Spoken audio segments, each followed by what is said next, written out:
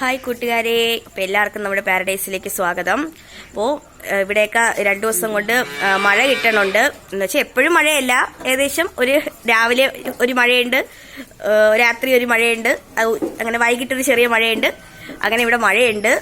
അതാ നമ്മുടെ പശുക്കൾക്കൊക്കെ നല്ലൊരു ആശ്വാസമാണ്. ആരെയും ഇന്ന് പുറത്തൊന്നും കൊണ്ട് കെട്ടിയില്ല. എല്ലാവരും ഇതിനകത്തിന് കാരണം മഴയും ചെളിയൊക്കെയാണ് നമ്മൾ കെട്ടുന്ന സ്ഥലത്ത്. അതുകൊണ്ട് ആരെയും പുറത്തൊന്നും കൊണ്ടുപോയില്ല. എല്ലാവരും നമ്മുടെ തൊഴുത്തിനകത്ത് തന്നെ ഉണ്ട്. അപ്പോൾ ഹീറ്റ് സ്ട്രോക്ക് വന്നവൾ റിക്കവർ ആയിട്ടില്ല. അവൾക്ക് ചുമയുണ്ടെന്ന് പറഞ്ഞായിരുന്നല്ലോ. അപ്പോൾ അമ്മ അതിനു വേണ്ടി കുന്തിരിക്കാൻ പുകച്ചു കൊടുക്കുവാണ്. ആദ്യക്കുട്ട അതിന് പിടിച്ചു കൊടുക്കണു.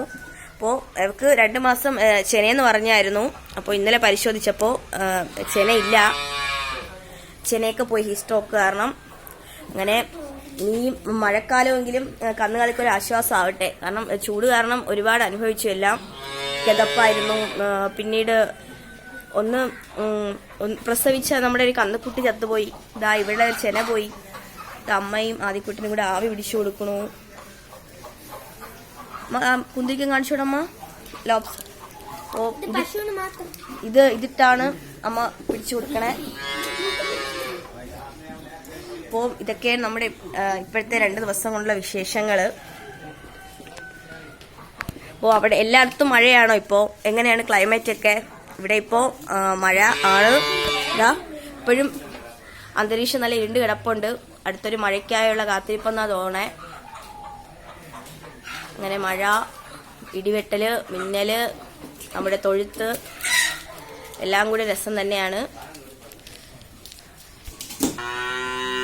അങ്ങനെ ഇതാ നമ്മുടെ താറാക്കുട്ടികളൊക്കെ കൂട്ടിനകത്ത് കയറുവാണ്. ഇരുട്ടിയില്ല, പക്ഷേ എനിക്ക് തോന്നും മഴ ഇരുട്ട് കാരണം ഇത് സമയം താമസിച്ച് വിചാരിച്ച് ഓടി കയറുവാണല്ലോ അകത്ത്. സമയം 6 മണിയൊക്കെ ആയിട്ടേ ഉള്ളൂ. അങ്ങനെ 2 കന്നുകുട്ടികൾ മത്സരിച്ച് വിളിക്കുവാണ്. എന്തിനാണെന്നറിയില്ല. ഇവൾക്ക് നമ്മൾ 6-7 പ്രാവശ്യം കുത്തിവെച്ചിട്ടാണ് ഇപ്പം ചെന പിടിച്ചത്. അങ്ങനത്തെ ഹീറ്റ് സ്ട്രോക്ക് വന്നാണ് പോയത്. ഇനിയും മെഡിസിനൊക്കെ കൊടുത്ത് അടുത്ത് വീണ്ടും ഇവളെ കുത്തിവെപ്പിക്കണം എന്നാണ് വിചാരിക്കണേ. നല്ല പശുവാണ്, അതുകൊണ്ട് കൊടുക്കാനും തോന്നുന്നില്ല. അപ്പോൾ ഇതൊക്കെയാണ് നമ്മുടെ ഫാമിലി ഇപ്പോഴത്തെ വിശേഷങ്ങൾ. അപ്പോൾ വീണ്ടും പുതിയൊരു വീഡിയോ ആയിട്ട് നമ്മൾ വീണ്ടും വരും.